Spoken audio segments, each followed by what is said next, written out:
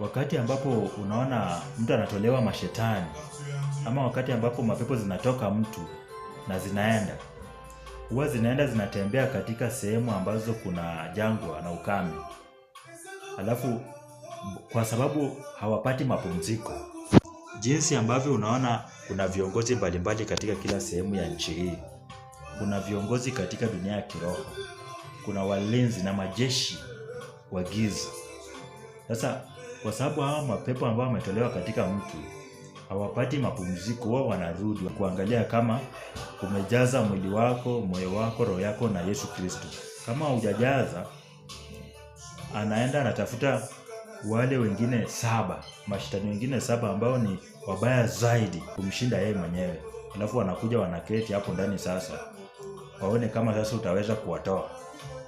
Ndio kwa maana Yesu Kristo alikuwa anaambia watu, wewe nimekuponya, usitende dhambi tena. Kwa sababu ukitenda dhambi, ile matokeo ambayo utapata baadaye itakuwa mbaya zaidi kushinda hii ambayo umekuwa nayo. Mambo ambayo tunaona katika dunia hii ni kionjo tu ya yale ambayo imetayarishwa kule mbinguni. Hauwezi kutumikia mali na wakati huo utumikie Mungu. Takana uchague moja.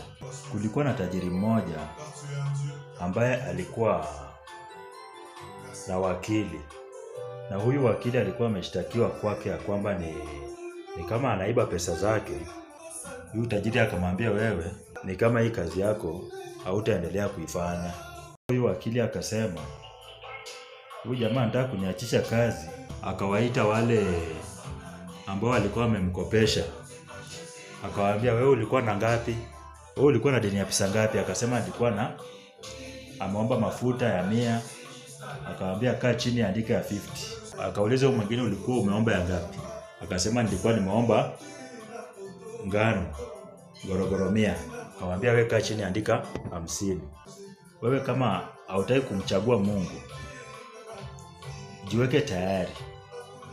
Fanya maagano pamoja na wale wengine ambao ni maadui zetu.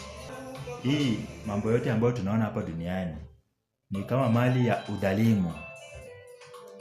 Mambo ya udhalimu. Ya kwamba kama hauwezi kuaminiwa na mambo machache, mambo ambayo ni machache, nani atakuamini na mambo makubwa? Jinsi ambavyo utatunza mambo machache ndivyo utakavyotunza mambo makubwa. Inatakana uchague kati ya Mungu na mali. Yesu hataki wale watu ambao wako vuguvugu. Inatakana uchague kama wewe ni baridi ama wewe ni moto.